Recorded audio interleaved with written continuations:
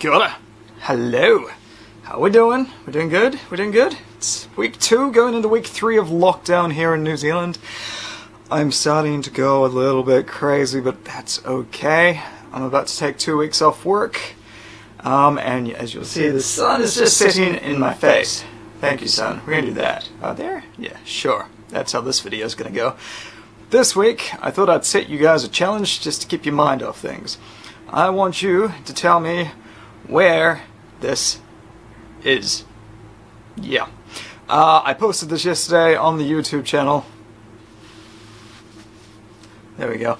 I posted this yesterday on the YouTube channel as a pixelated image, so I guess this video serves as more of a hint than anything. So yeah, tell me where you think this is.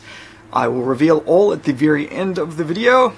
I'll tell you now, it's not where you think it is, unless you live in that country, in which case it's probably exactly where you think it is. This is also just a good little test of the P1000 at short range, so I think it's about 60-70 meters here, but you see you get some good detail from still quite a far way away. That's it. Stay safe, stay healthy. Ka kite anoa. Done.